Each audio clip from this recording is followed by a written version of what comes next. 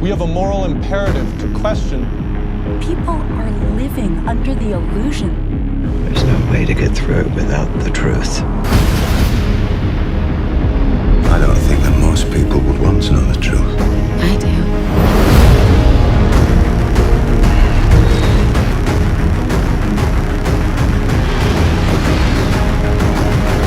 They have no idea. And so we have a nation filled with people that have no idea that they're running around practicing witchcraft, that they're involved in it, that they're entertained by it, that they have objects in their house that are used for witchcraft, that have witchcraft symbolism. Everybody's house filled with it. Little toy dolls of girls that look like witches. Man, it's pagan idolatry. Look around you. This is what they do. This is what they put in movies and in music and in lyrics and these types of things. We are in a war. And Satan wants your home to destroy it right from the inside. One of the greatest weapons he ever used was television to do that.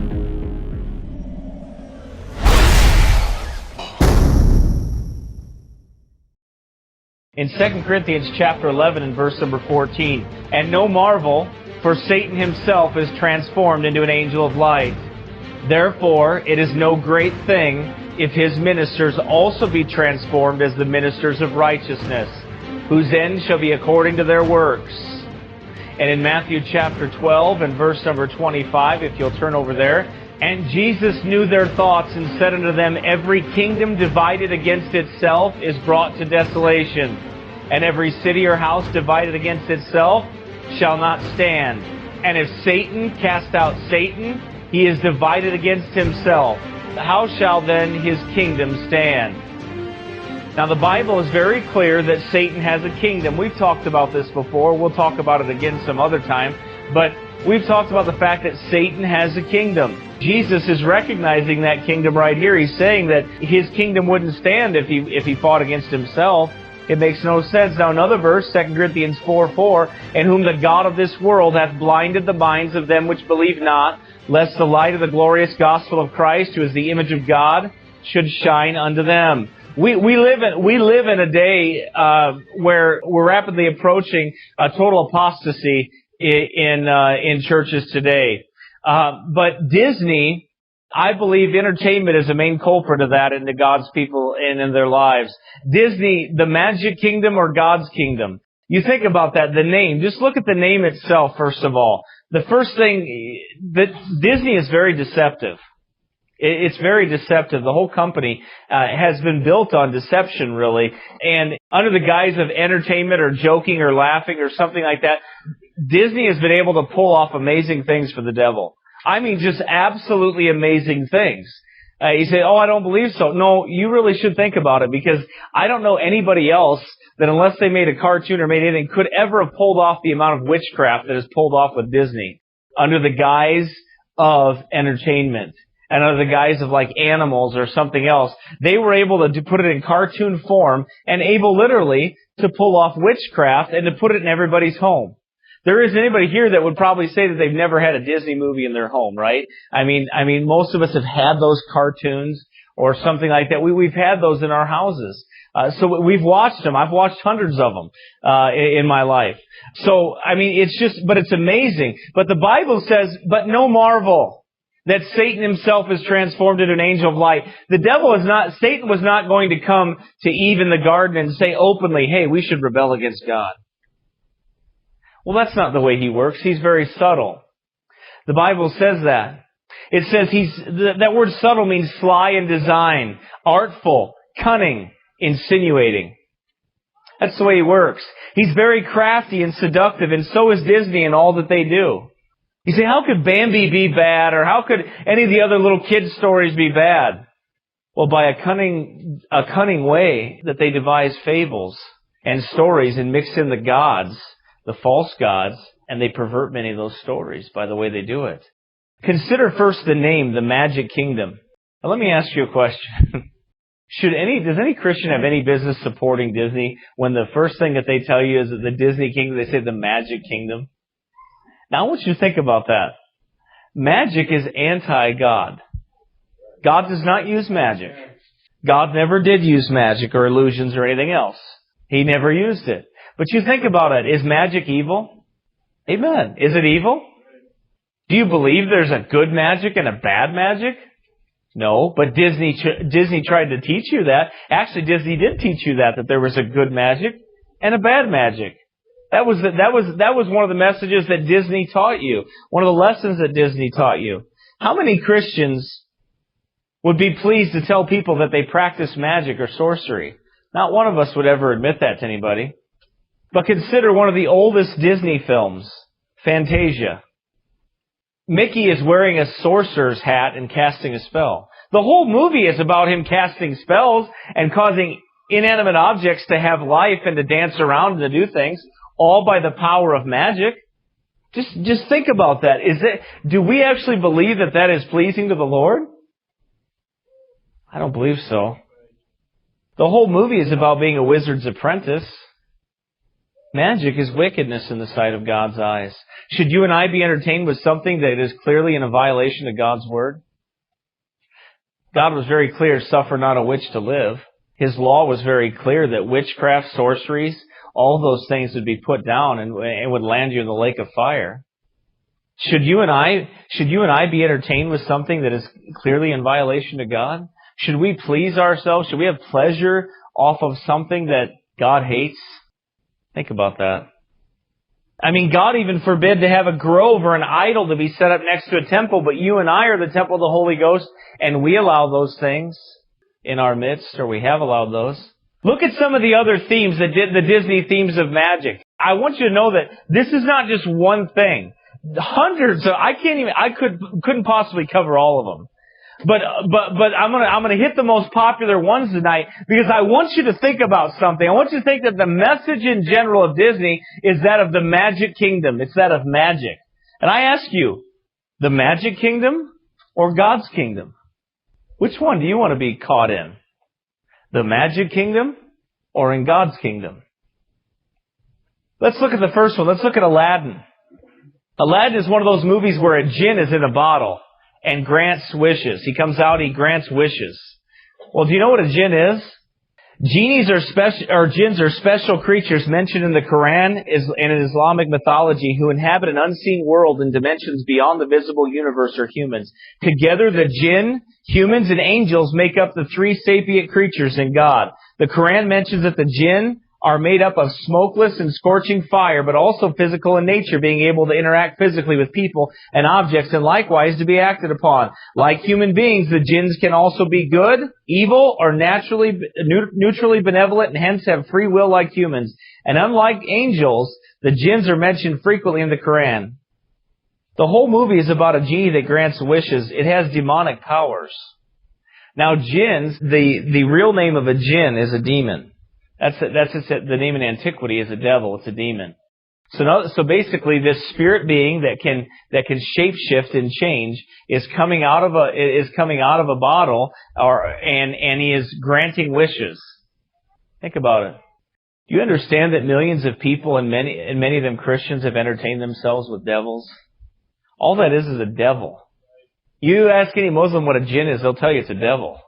That's their term for a devil, a demon, a spirit, a foul spirit. They understand that quite well. The whole movie is about that, though. Consider the older movies than that, The Sword and the Stone. That was a classic. If you ever watched that, I don't know if he comes up and he's king. They're looking for the next king, and he takes his hand, he grabs that, and if he's the king, then all this light comes out, and this shining, he pulls that sword from the stone, and he's the king, and there's Merlin, the wizard that is there. How about that? A wizard. What does the Bible say about sorcerers and wizards? See, but that's just fake. Not to your neurons in your mind, it isn't. It's real. And it's not fake because you're watching it. And you and I are entertaining ourselves. So if it was real and it manifested itself as real in your life, you talk to some people who've done a lot of drugs and been around a lot of bad stuff, and they will tell you some of the stuff that you see in movies ain't that far-fetched. Not at all. Not at all that far-fetched. That whole story, though, about the sword and the stone is about a young boy who will be king and a wizard who works special in magic and he spells and he shapeshifts. He changes things and he turns things into, but they do it in a laughing way to make you laugh. So what are you and I doing? When we're watching that, we are laughing at witchcraft. We're laughing at people that conjure up spells. We're laughing at that. What is that? It's wickedness. It's something that God hates and we're laughing at it. How about Beauty and the Beast? That's an easy one we've talked about. I'll not belabor that one too long. But the beast eventually turns all things into perfection and everything is changed. You ever notice at the end of that where everything is made new by the beast? The beast fixes everything. Now turn to Revelation chapter 13, and all the world wondered after the beast. And he can make things good. He'll make things perfect. You say, oh, you're far-stretching. No, I'm not far-stretching anything, folks. You've been hypnotized to believe a lot. And so have I. Been hypnotized like, oh, that's just, now since I got saved, I don't watch a lot of magic stuff anyway. That one was a no-brainer for me right away. It's like, I don't think God likes that stuff. I don't think magic is something God really, really likes. I mean, I pretty much picked up on that one pretty quick after I got saved that wasn't something that God wanted me to watch. But it's the beast that does it. How about the cartoon Pocahontas? That one takes the cake right there if you think about it. A woman that was converted to Christianity in real life. She was converted to Christianity. And Disney turns her into a woman who consults trees and familiar spirits to get the answers to her problems. Disney turns her into an absolute spiritist and pagan that's talking to a tree. That a spirit comes out of the tree and tells her what she needs to do. Says, oh, I talked to your mother before and taught her what to do. Now I'll teach you what to do. What is that? Well, it's pantheism. They make magic look grand and that it cannot be evil because magic is used to defeat evil. So that's what they do. They have one good magic and one black magic, and Disney takes that and Disney shows you that, hey, there's an evil wizard, but there's a good wizard too. So what did that set up in your mind? That there's an evil wizard and there's a good wizard? Well, let me ask you a question. The magic kingdom or God's kingdom? In the magic kingdom, there are no absolutes. No absolutes in the magic kingdom. But in God's kingdom, there are absolutes. Consider other movies like Escape to Witch Mountain and other movies like that, full of evil and witchcraft and magic power. Snow White, full of magic, and the young maiden is tempted by the witch to eat the apple. Now, do you think they used that apple by accident? I mean, honestly, do you think that was used by accident?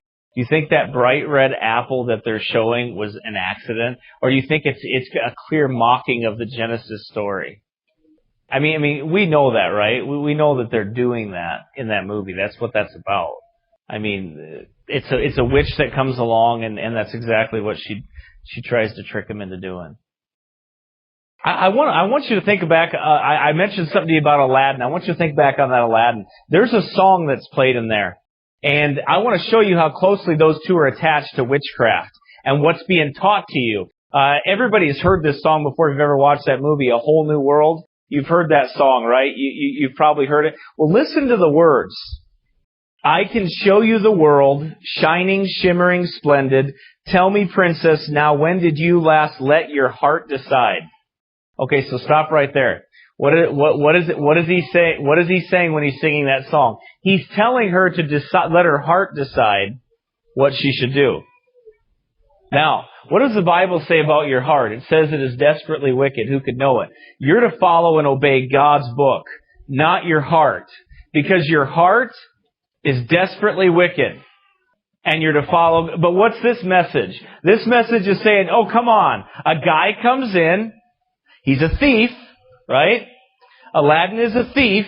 He comes in and he flies on a magic carpet and he comes in and he's telling her not to get married the way she was supposed to, but to listen to him and to leave and to go with him and follow her heart. Well, let me ask you a question. Would you want a guy to come into your daughter when she's 18 years old and to start to strike up a relationship with your daughter and tell her that she should follow her heart and leave and come with him? Would you want that to happen? No. Well, then why would you and I watch a movie where that teaches that very lesson? and then wonder why the children grow up and they do just that. Listen to this. This is satanic. I want you to understand the magic and the Satanism that is mixed with this. Listen, I can open your eyes, take you wonder by wonder, over, sideways, and under on a magic carpet ride, a whole new world, a new fantastic point of view. Do you see what he's saying to her? I can open your eyes. Have you heard that before? That's right. What did Satan say to Eve in the Garden of Eden? Oh, God does surely know that the day you eat thereof, your eyes will be opened, and you'll be as gods. Take you wonder by wonder, a whole new world, a new fantastic point of view. Listen to this now. No one to tell us no or where to go. Do what thou wilt shall be the whole of the law. It's Satanism. It's teaching Satanism. And if you don't think, well, as Walt Disney's burning in hell right now, that he didn't know that, now he wasn't around for this, but everything else that led up to it, he was. I mean, there's worse than that even back farther if you study it. But anyway, a new fantastic point of view. No one to tell us no or where to go or say we're only dreaming. A whole new world, a dazzling place I never knew. Do you not get it? Do you see what you've got? A man that's coming in that's trying to get a girl away from the structure of her home, take her away, and to teach her all these things. And he's going to show her a whole new world, just like Satan said that your eyes will be open. I mean, life will be different for you. You'll be like a god.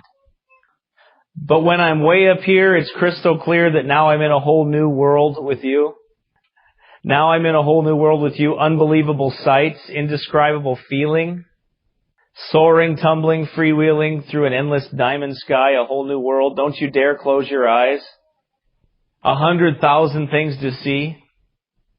Hold your breath, it's getting better. Do you see how this is satanic? Do you understand what's the message that's being taught here?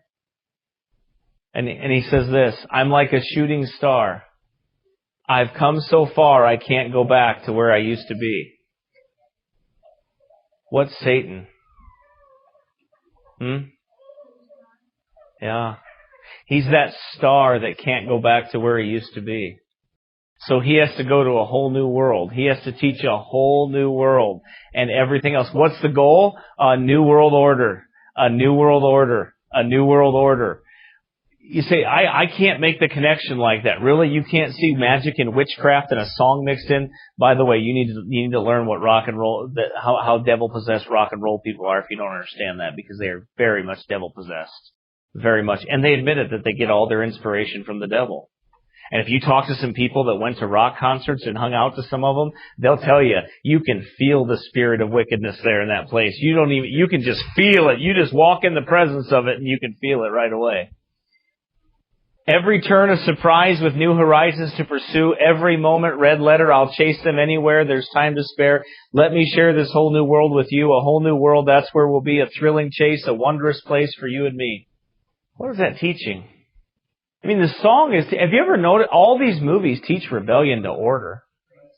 Right, they all teach, do what thou wilt shall be the whole of the law. They all teach that. All those movies are about somebody that's structured in an order, and they've got to break free from that order.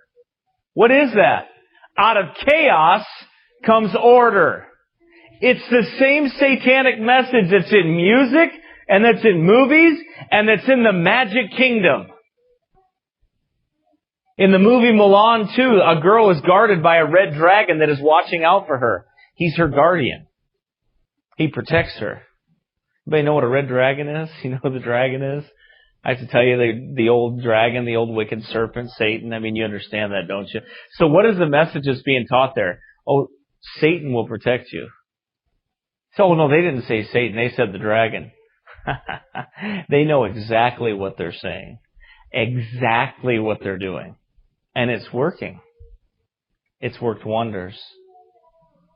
When this dragon goes into a temple, he calls the spirits out to help him prepare for this girl's wedding. So he walks into a Chinese temple, and spirits start coming out. He starts conjuring them up to do something for him.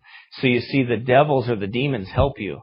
You see, now we've said that calling spirits forth will help you. There's nothing wrong with that. See, it's okay. Do you understand that? So you say it's just a cartoon. No, they're showing you that if you do this, that they'll help you. No, the devil won't help you. The devil will destroy you. But that's the message that is given. That's the message that is given. I don't even have to get into a subliminal message tonight, and I'm not gonna. I'm not gonna talk about any images. I'm not gonna talk about anything subliminal. I'm gonna take exact content, and I want to ask you, the magic kingdom or the kingdom of God? I don't need to go into any of that stuff. I don't need to go into any of it. I could prove all this stuff is from the pit of hell just by the content that's in it. I don't have to go into anything else. See, why is this important? For when your family, when they walk up to you and they ask you and they look at you and they say, well, how come they can't have this movie? That you actually can give them an answer. And you can tell them why. Look at them and say, the magic kingdom or God's kingdom? Or the kingdom of God? Which one? Which one? Okay. And you say, well, come on now, you're being too hard. That's all modern stuff. Good old Walt, he couldn't have known about any of that stuff. Good old Walt couldn't have been around for any of that. Okay, well, let's go back into Walt today. Let's take a movie called Mary Poppins. Okay? Hope you don't have a spoonful of sugar. Because you're going to need it to help this medicine go down after I give this to you. I promise you.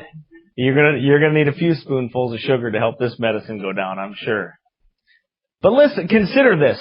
Now, by the way, I want to preface this before I say this, that this information didn't come from an independent Baptist. This comes from a Wicca website.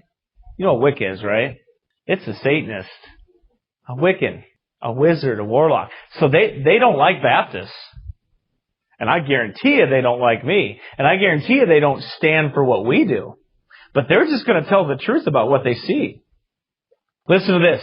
When Mary Poppins first arrived at the Banks household, she was delicately floating down from the clouds, the heavens, with an umbrella as her flying tool. This occurred after an extremely strong wind had swept away all the other potential nannies for Jane and Michael.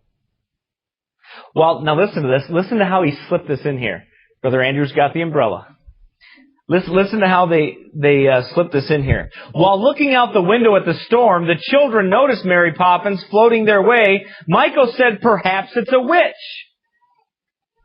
To which Jane responded, of course not. Witches have brooms. Why did they do that? Because they're mocking you. They're telling you that I got you to watch witchcraft, and you're too stupid to figure it out. And you're right, because we were. And we watched it and thought, oh, that's nothing. That's just some flying lady around with an umbrella. That happens every day. Go outside, look up there. Lady flying around with an umbrella. Now, some people debate whether Mary Poppins deserves to give the title of a witch. But if you look at it, she exhibits many characteristics of a practitioner of the craft, they call it. She has strong connections with nature, practices a form of magic, has a positive aura which affects everyone around her, and has a knowledge of medicine as a healer, a teacher, a giver, and a protector. Of course, this is from a Wiccan's perspective. Do you see? That's Mary Poppins. And you're probably running around the house singing that song. Well, maybe not. I hope many of you guys weren't singing that song, but okay, consider another movie. Have you ever heard, at the same time Disney was out, Bed Knobs and Broomsticks? Have you ever heard of that one? You've heard of that one before? Well, unlike Mary Poppins, this lady, Eglantine, actually gives herself the title of a witch, and an apprentice witch at that. She is secretly enrolled in Emulus Brown's Correspondence College of Witchcraft. Doesn't that make you want to give Mickey a big hug? You think about that. Don't that make you feel all warm? Don't you want to sing that It's a Small World After All song? Right in front of the open, no questions asked, no hiding it. Yep, I come from the witches' school. I'm here. When she is forced due to the war to take in 3 stranded children, her magical practices are forced out in the open. She is perhaps the Disney's characters most suited to the title of witch. She is Disney's best representation of a modern practitioner of witchcraft. This is from a Wiccan. If the adventure to the island of Nabombo is disregarded, many of her practices do involve magical spells, which is something that is practiced in witchcraft. However, the film is in no way an accurate portrayal of the Wiccan religion or witchcraft. It's Disney's attempt at portraying a fantasy world for children while encompassing elements of a practical religious practice. See, do you want your children having that practical religious practice of witchcraft? Of course not. What did he do? Well, Walt Disney just went into imagination zone, and he took you into there, and he added witchcraft with fantasy, wrapped it up in a nice old lady, so you wouldn't think anything of it. So, because who's going to get mad at Mary Poppins or Eglantine, whatever her name is? I'm not old enough to remember that one. But I remember seeing it on TV once. I mean, I remember it coming on, but I don't really remember it or anything that much. But you think about that. They made you like that old lady. They made that old witch, who's a witch. You understand that, right? Can I say that enough to you? She was a witch. Practicing spells and magic, she was a witch, and Walt Disney got you to like her. And you thought, well, she's a pretty nice lady, that witch. Oh, we'll skip forward a little bit to the Little Mermaid. Besides the way she's dressed, like what we would call that's right, son, she's not dressed. That's right. Shh. Thanks, son. We'll keep the preaching up here, okay? But he is right. She is a hybrid.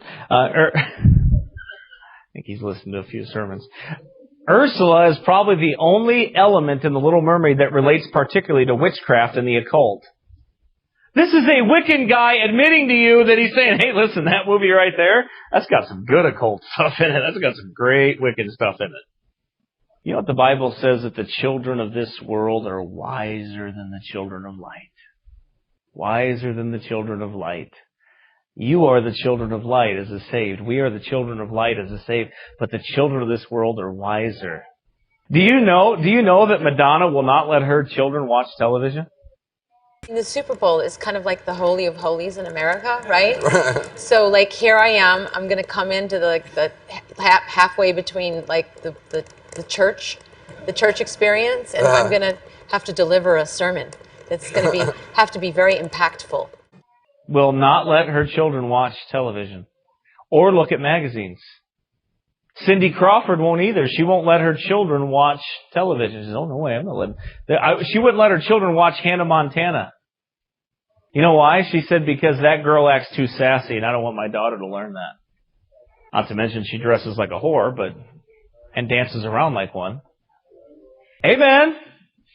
It's the truth. Girl's naked. She's running around half naked. Now she is fully naked out there, unfortunately.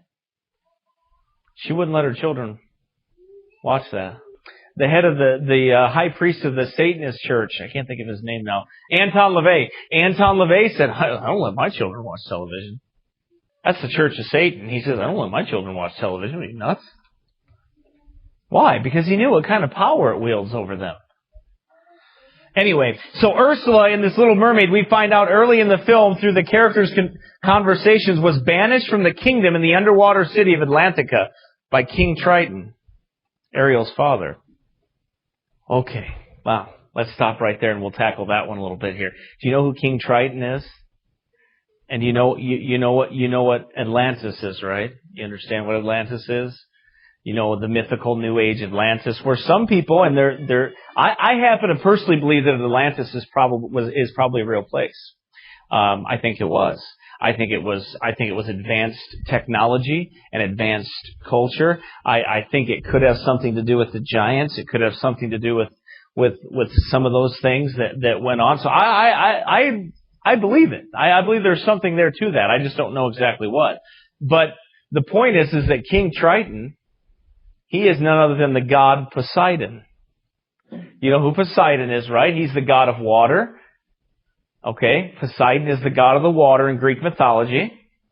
Okay, the god of the heavens is Zeus in Greek mythology, right? And the god of the underworld is Hades in Greek mythology. Okay, so you have three of those gods that rule just about everything. Okay, what this story is telling you is about the god Poseidon. It's teaching you about that god Poseidon. Anyway, so he says that Ursula, we find out early in the film through the character that Ariel's father, after she eagerly awaited her chance to have revenge on King Triton, Ursula is the stereotypical image of an ugly, evil witch. She is a large sea witch with white hair, evil eyes, and most importantly, tentacles from the waist down. She lives at the bottom of the sea where she tends her garden of lost souls. And the sea gave up their dead. Remember that? Oh, by the way, you do remember that there are angels bound in the great river Euphrates. There are angels that are bound in the seas as well. They're there. Ursula tricks Ariel into giving her voice in exchange for human legs. Ariel wants to be a human in order to meet Prince Eric and have him fall in love with her. Kind of message you want your daughter to have? Trade in whatever they can just to meet a man? Ursula uses Ariel's voice along with a new form to make Eric fall for her, making him think that she was the one who rescued him. Ursula again uses shape-shifting to transform into a beautiful young woman and calls herself Vanessa. Ursula is again the symbol of evil in the Disney film and is championed by the force of good, Ariel and her friends. Ursula transforms again at the end, making herself tremendously big in order to terrify Ariel and the others. The transformation ends up working against her when Eric uses a large wooden shaft from the ship to harpoon Ursula's heart and to kill her. What are we saying here? What are we showing here? Basically, what you're seeing is witchcraft in action. You're seeing it right in front of you. You're seeing false gods being taught, and you're seeing it from a young age. Those children watch those things. I mean, these aren't marketed to adults. These are marketed to children. Now, it affects you and I the same. Right, and then they watch them over and over and over again. They sit in front of them and they just continue to absorb all those things. So you don't think all that magic is not going to have an impact on them? It's not going to have some kind of an impact on children when they see those things over and over again? Of course it's going to have an impact on them. It has to. You say, prove it. Okay, well, if you bring your children to church and I preach the Bible to them every week, does it have an impact on them? Does it? Does it influence them and have an impact on them? Of course it does. Does preaching influence and impact you? Well, exposure to satanic principles and enlightenment principles and magic and false gods and everything else, won't that have an impact on you too? Right. So you see, they know it. And it works. The plot of the film involves an old... How about another one? Let's go way back into the Disney days and to Walt's days again, and let's go back. Let's see if... You're seeing a pattern here, right? I mean, I looked online, and there was a list of 100 movies or more. I mean, no, there was hundreds of them. And I couldn't possibly read you all the titles of movies with magic and witchcraft. And that's not even talking about any lewdness or wickedness or anything, or pop culture or anything else. Again, I ask you, the magic kingdom or the kingdom of God? Which one? In Pinocchio, the plot of the film involves an old wood carver named Geppetto who carves a wooden puppet named Pinocchio, who is brought to life by a blue fairy, right? Who tells him he can become a real boy if he proves himself brave, truthful, and unselfish. Thus begins the puppet's adventure to become a real boy, which involves many encounters with a host of unsavory characters. The magic gives life unto the wooden boy. I wonder what that teaches. The Bible says in the book of Revelation that the image, that the beast will give life unto the image. There'll be an image reared up of a beast, and it'll be sitting there, and the beast will give life unto the image. He'll make it come alive. If you don't think Disney and those men knew that, they know it. They know it all too well. Time does not permit me to go into too many more of these, but Sorcerer's Apprentices. There's a movie called Twitches. There were two young witches named Carmen and Alex carefully mastered the skill of balancing a normal life with the potential upset that comes from having mystical, magical powers. When the evil forces of darkness come back to upset the Coventry, the sister witches sacrifice their harmony to make things right. That's one from a few years back, maybe 6, 7, 8 years ago or something like that. Do you understand that this is the constant? If your children watch the Disney Channel or they are constantly being bombarded with these things over and over again. This magic and these spells. What is this doing? Well, we'll talk about that in a minute. What it's exactly doing. There was another movie back in Walt Disney's day called The Shaggy Dog. Everybody laughed at that movie, right? The Shaggy Dog. What did he have? He had a magic ring that was a relic that once he put that magic ring on, he turned into a dog, and if he took it off, he wasn't a dog anymore. Wasn't that wonderful? That's shape-shifting. Isn't that great? And a magic relic, a talisman that he had. And guess what? We watched it and said, oh, that's pretty funny. That's great. Isn't that funny? Isn't that great entertainment? Well, it's devilish. It's witchcraft. That's exactly what it is. But what do? We just entertained ourselves with it. Oh, it's only entertainment. How about the movie series Pirates of the Caribbean? That's wicked. Just plain wicked. Johnny Depp, one of the main actor, he admits he's possessed by devils. He admits it. He doesn't even deny it. He's possessed by devils. But the content of that show, Pirates of the Caribbean, is wicked. I mean, honestly.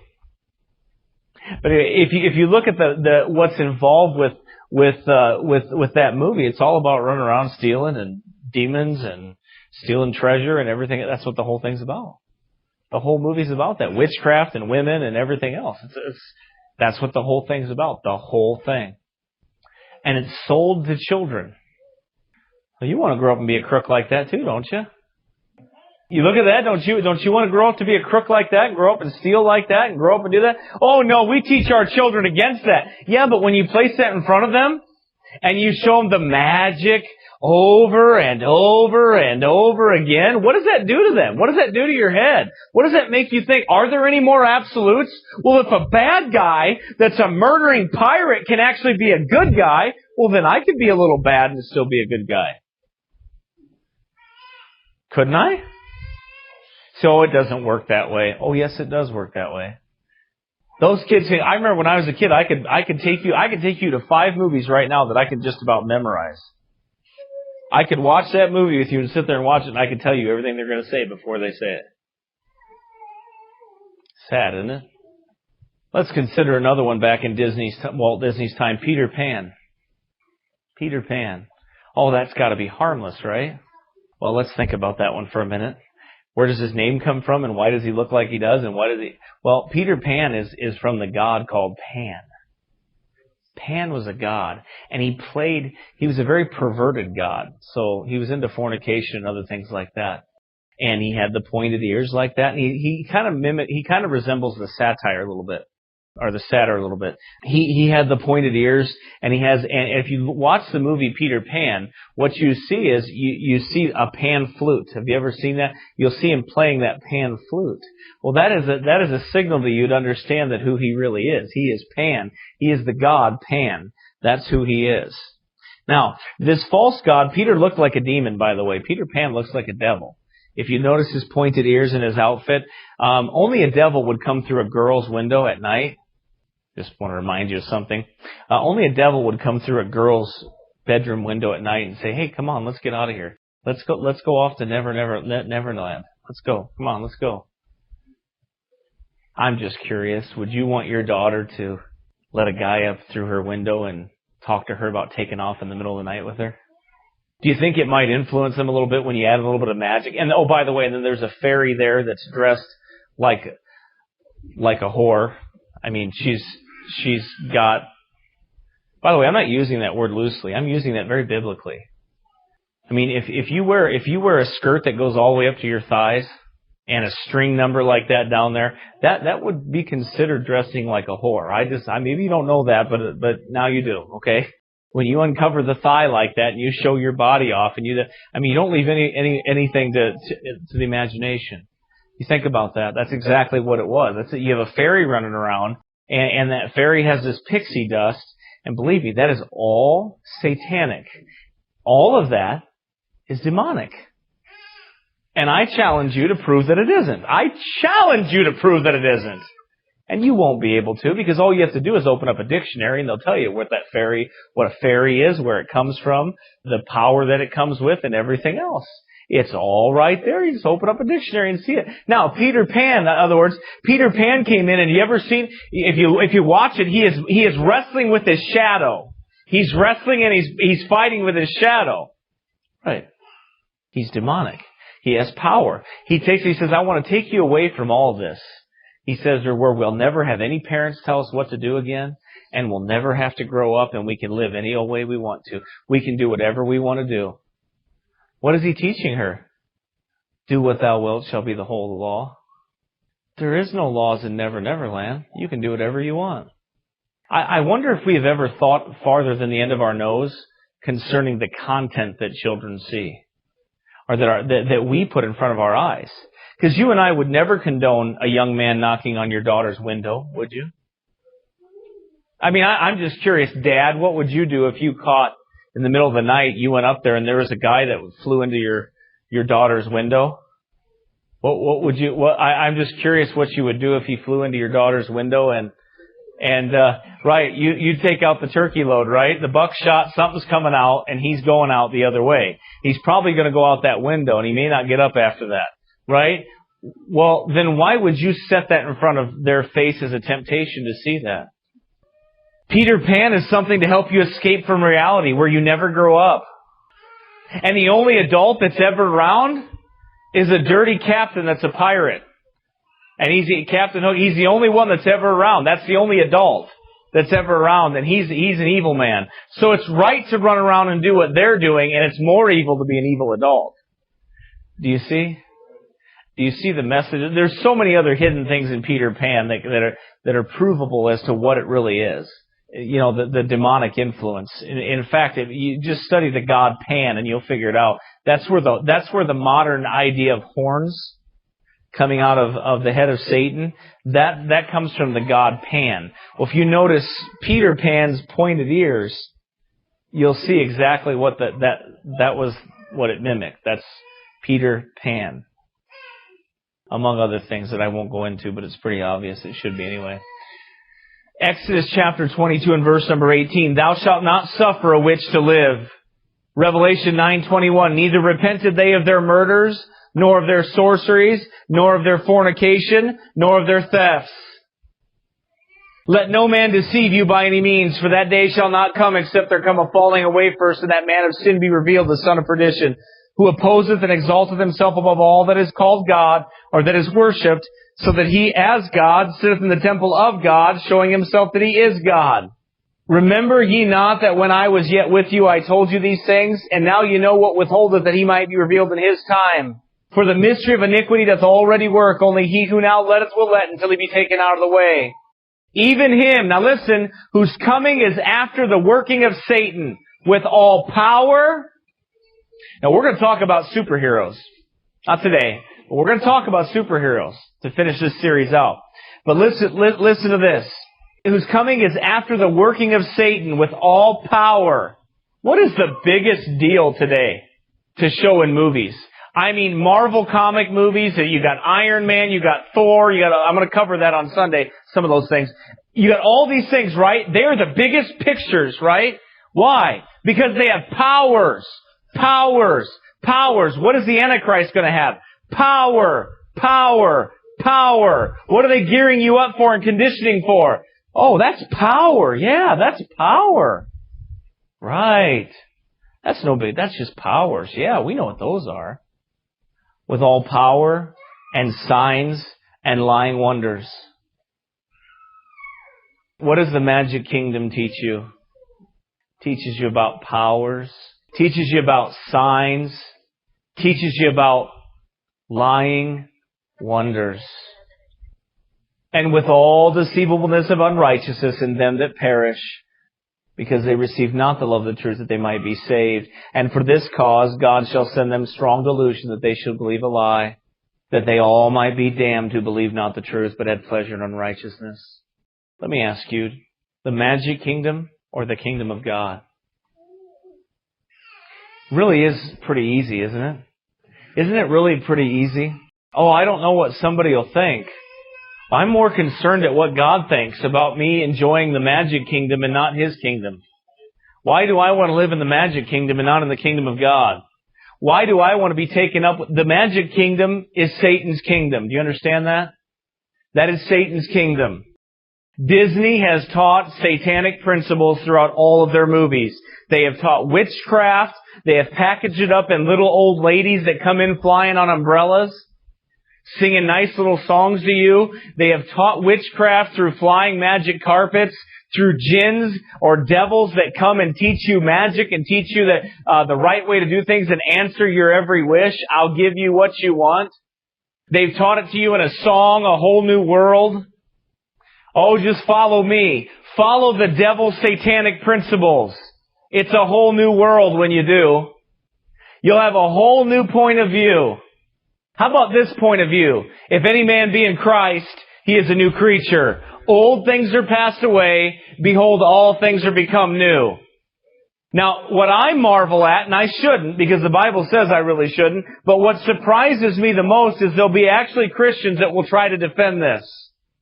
They will try to find a way to defend all of those cartoons and all that magic and all that witchcraft.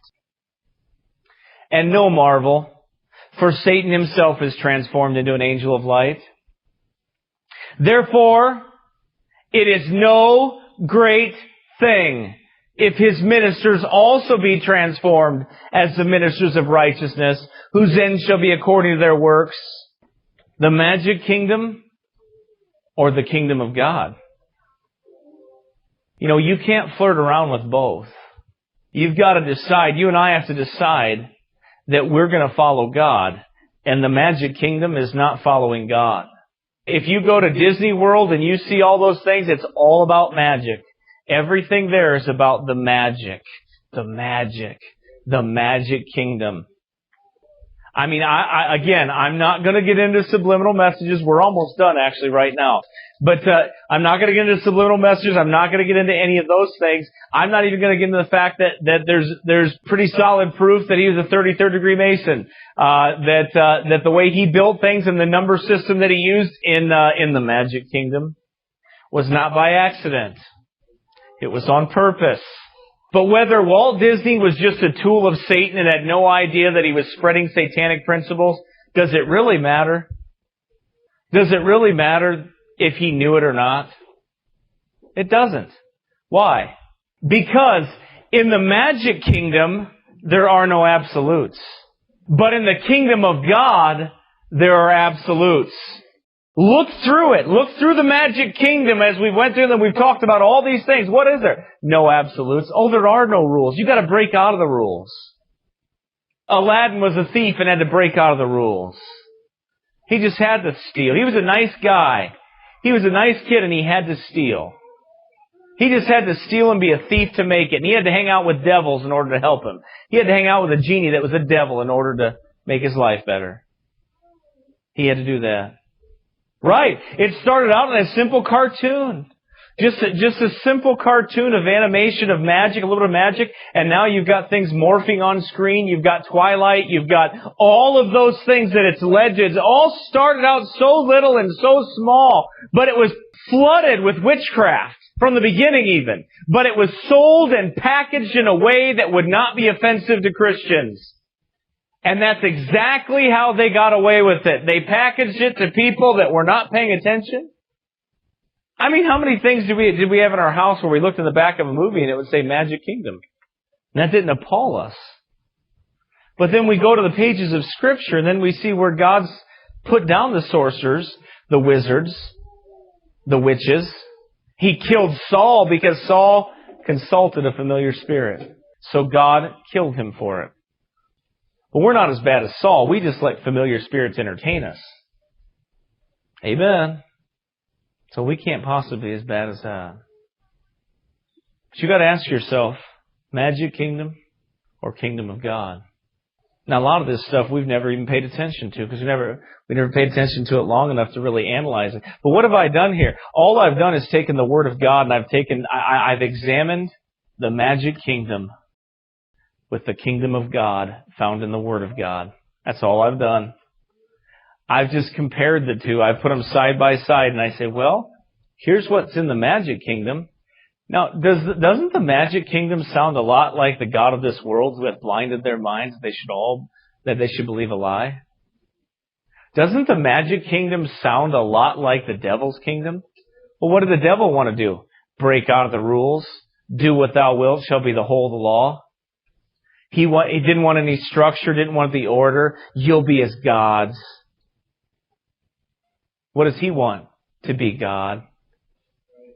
That's what the Magic Kingdom has taught. That's just the name, folks. That's just one aspect of Disney. That's not all of it.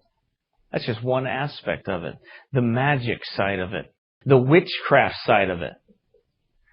Now, ask yourself, can I condone the Magic Kingdom? Can I condone it? As a born-again Christian, those that will listen to this sermon when they go online, let me ask you a question. Will your conscience before the Holy Ghost allow you to condone the Magic Kingdom versus the Kingdom of God?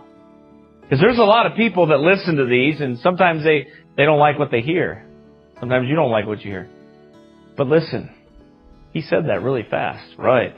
It's true. I don't like saying it sometimes. But a lot of people listen to this, and they'll say, now it's decision time. Not because of me, because I'll never meet you probably or ever see you. But the one thing that you have to ask yourself is this. Is God pleased with the Magic Kingdom? Would Jesus Christ sit down and watch Peter Pan with you? Would He sit down and watch the sword and the stone with you? Would He sit down and watch the sorcerers with you? Would He sit down and watch bed knobs and broomsticks with you? Would He watch Mary Poppins have a spoonful of sugar to help the medicine go down? Would He watch those things? Would Jesus Christ sit with you and watch Aladdin while He gives satanic enlightening principles to a girl that He seduces away with a devil? No, you see, He tried that with Jesus. Don't you remember? Remember, Satan offered Him the kingdom. Don't you remember in Matthew chapter 4? We talked about on Sunday that He offered Him the kingdom. What did He say to Him? He said, He took Him up into heaven in a moment of time and showed Him all the kingdoms of the world. And He said, all this will I give you if you bow down and worship Me. And what did He say? It is written. You going to decide to live your life by it is written? Or are you going to live your life by it might offend somebody? It might make somebody upset with me. I like this. I like this. Oh, so that justifies it. I know a lot of guys that like pornography and fornication. Are they justified by liking it? Amen? No. Doesn't matter if you and I like it. It matters if it is written. It matters if it pleases the Lord. So ask yourself, the Magic Kingdom or the Kingdom of God? Pretty easy when you compare the two, isn't it?